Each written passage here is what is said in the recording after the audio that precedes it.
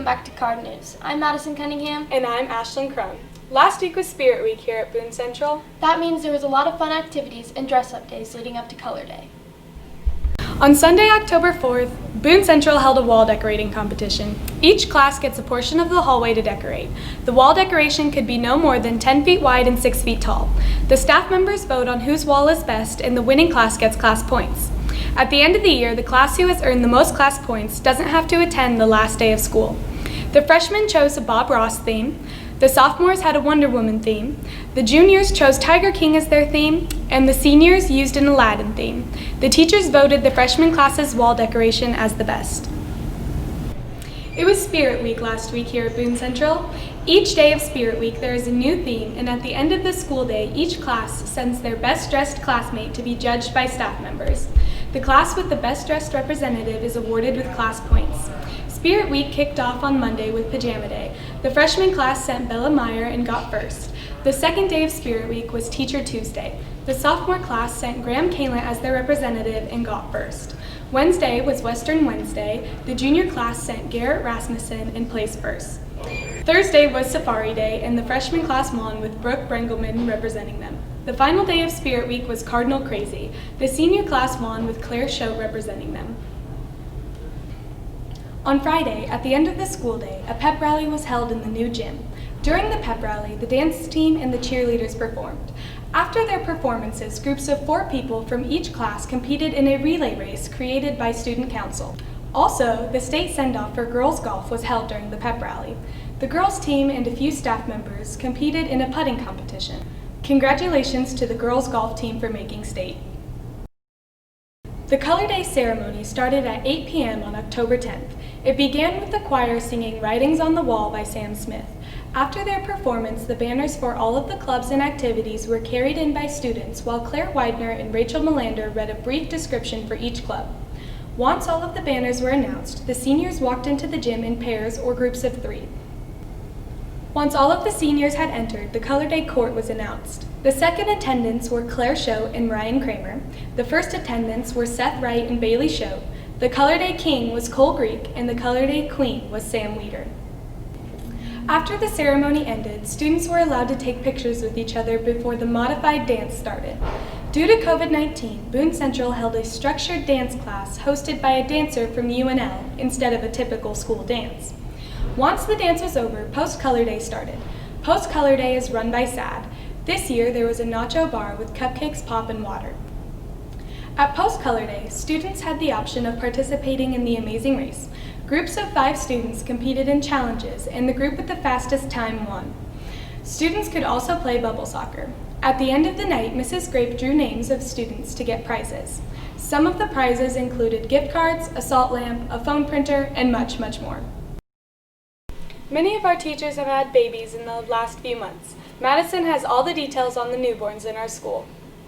Over the summer and in the past couple months, we welcomed 3 baby Cardinals into the community. Mrs. Bonshaw was the first teacher to have her baby on June 21st. Baby Nora is already so loved by 2 fun sisters and 2 loving parents. Mrs. Gaunt also had a baby daughter on September 2nd. Mrs. Gaunt and her husband named their beautiful baby daughter Guinevere Ray. Guinevere is the second born and has a super sweet sister, Addie. Our most recent baby Cardinal in the community is Mr. and Mrs. Maduris' newborn baby son, Maxwell Legend, who was born on September 12th. Maxwell is their first kid. We're so happy for all of our staff members and their families. Thanks, Madison. Now we'll head on over to Graham and Tanner, who have the latest on clubs and activities. Many of the clubs have started up recently. Here are some of the sponsors that we haven't talked about. Culture Club is run by Mrs. Bonshaw. The Art Club is sponsored by Mrs. Newhouse. Book Club sponsors Mrs. Olson.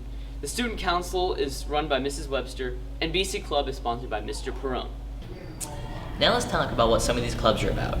Student Council is designed to be an organization to help the student body have a say in most of the decision-making processes.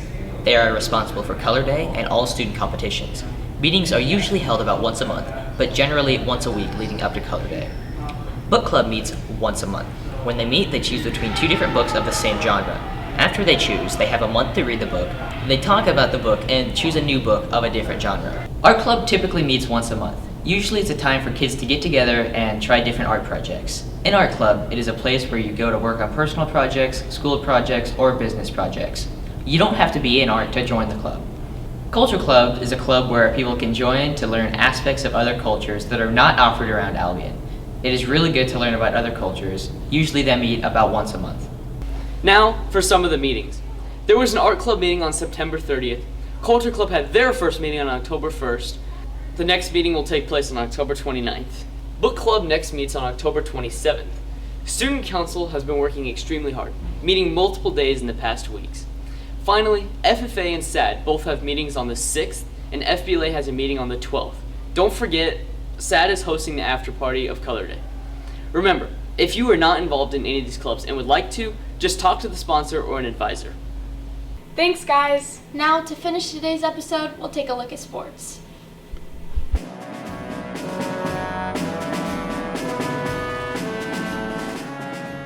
On October 12th and 13th, girls golf had their state golf tournament in Columbus.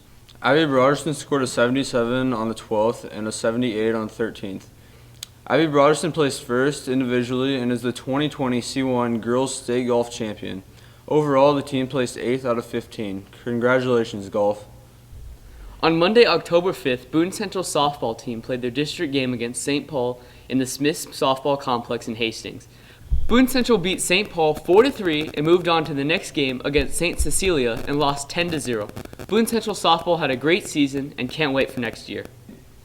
On the 8th, Boone Central volleyball had their senior night against West Holt.